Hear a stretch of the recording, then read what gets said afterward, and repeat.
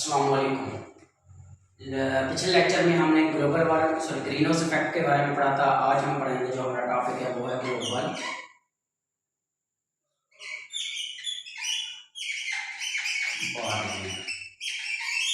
क्या है हमारा ग्लोबल वार्मिंग? तो मैं पिछले लेक्चर को रिकॉल करा दूं। क्या है ये? अर्थ है। अर्थ के इर्द गिर्द क्या है? हमारे पास एटमॉस्फेयर है। एटमॉस्फेयर के ऊपर क्या है? सन है। सन से दो तरह की रेज आती है। एक होती है एक जो हमारे पास एनर्जी रेज होती है, दूसरी क्या होती है? विजिबल रेज होती हैं। यहाँ एटमॉस्फेयर में से कार्बन डाइऑक्साइड और वाटर वेपर को ले लेते हैं।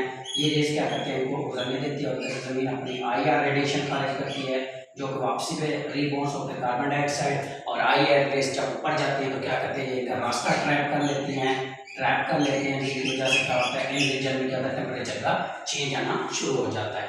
तो क्या होता है? जिसकी वजह से जो टेम्परेचर में चेंज होता है क्या होता है? ग्रीन हाउस इफेक्ट कहते हैं। लेकिन जो आज हमारा ग्लोबल वार्मिंग है वो भी इसी के साथ रिलेटेड है। इसकी डेफिनेशन यानी जब यहाँ से कार्बन डाइऑक्साइड और क्या होता है? IR रेडिएशन जाती है तो इंसानी मुख्तलिफ एक्टिविटीज से क्या होता है? कार्बन डाइऑक्साइड बहुत ज्यादा, जैसे फॉसिल फ्यूल्स का जलाना हो गया, फॉसिल फ्यूल का जलाना, जिसकी वजह से क्या होता है? अंदर से क्या खारिज होती है?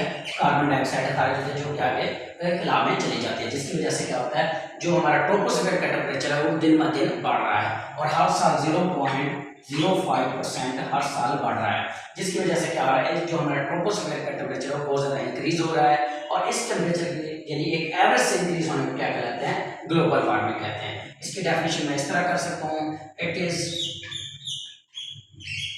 increase average earth temperature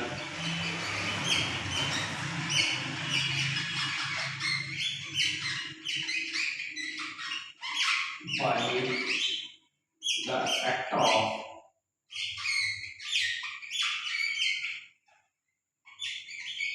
greenhouse gases.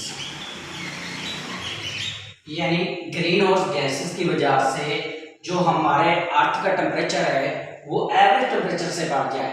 It is increase the average earth temperature by the effect of green house gases.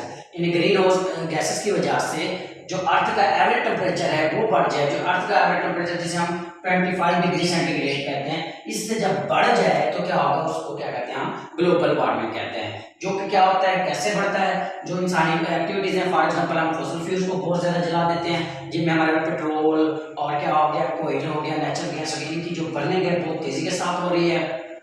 तो क्या हो रहा है? ये कार्बन डाइऑक्साइड से क्या होता है? कार्बन डाइऑक्साइड खारिज होते हैं। कार्बन डाइऑक्साइड क्या है? हमारे पास पहले भी खला में मौजूद है लेकिन वो कम तादाद में है। जब जमीन से भी कार्बन डाइऑक्साइड जाएगी और खला में भी कार्बन डाइऑक्साइड होगी तो क्या होगा? ये कार्बन डाइऑक्साइड की मिकदार बढ़ जाएगी और जमीन से जो एनर्जी रेज आएंगी, IR रेडिएशन जाएंगी, वो कार्बन डाइऑक्साइड से क्या करेगा? ज्यादा तादाद में रोकेगा, जिसकी वजह से इस ट्रोपोस्फेयर का जो टेम्परेचर है यानी इस ट्रोपोस्फेयर का जो रीजन का टेम्परेचर है वो एवरेज टेम्परेचर से बढ़ जाएगा और इसको क्या कहते हैं? हम ग्रीन हाउस इफेक्ट कहते हैं। अब नेक्स्ट जो प्रॉब्लम आता है किस तरह हो रहा है? एक होता है हमारे पास rate of forward, rate of, हमारे पास दो रेट होते हैं, रेट ऑफ एडिशन और rate of removal. Rate of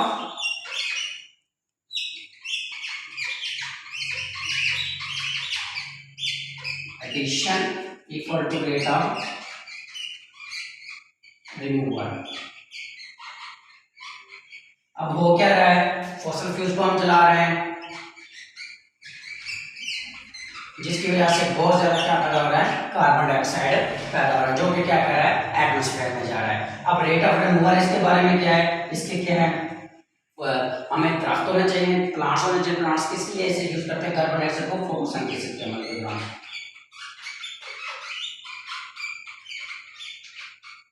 photosynthesis के अमल के दौरान।